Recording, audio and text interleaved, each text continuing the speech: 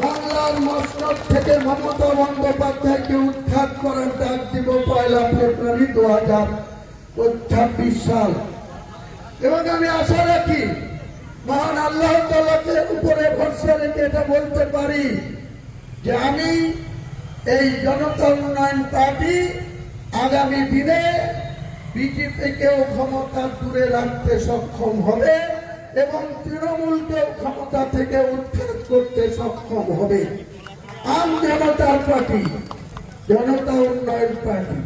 তাই আগামী দিনে আমি যারা চাই বাংলায় দুর্নীতিগ্রস্ত সরকারকে পরাস্ত করতে, চাকরি বিক্রি করা সরকারকে পরাস্ত করতে, 25,752 জনের 8 বছর ধরে চাকরি করার পর সুপ্রিম কোর্টের নির্দেশে চাকরি খারিজ হওয়ার পর মমতা ব্যানার্জি বলেছিল panel A, panel B, panel C, panel E নাকি রেডি আছে।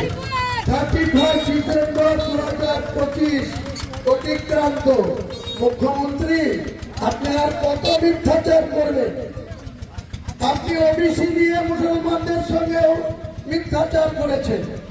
ওয়াকফ আইন যখন ভারতবর্ষের সরকার মুসলিমদের সম্পত্তির উপরে হাত বাড়াতে চাইল, সরকারি আধিকারিকদের ওয়াকফের মোতায়েনের উপরে দখলদারি নিতে চাইল, আপনি বললেন আপনি বাংলার মুখ্যমন্ত্রী যতক্ষণ আছেন কারণ মুসলমানকে চিন্তা করতে হবে না, আপনি নাকি একাই মুসলমানদের সবকিছু করে দেবেন। কেন আজকে কেন্দ্রীয় সরকারের ওয়াকফ আইন আপনি মেনে নিলেন? কিসের স্বার্থে? আরএসএস এর কথায়? তলায় তলায় আরএসএস এর মার্কা মুখ্যমন্ত্রী আপনাকে উপযুক্ত শিক্ষা এই জনতা উন্নয়ন পার্টির নেতৃত্বে আগামী দিনে বাংলার মানুষ দেবে।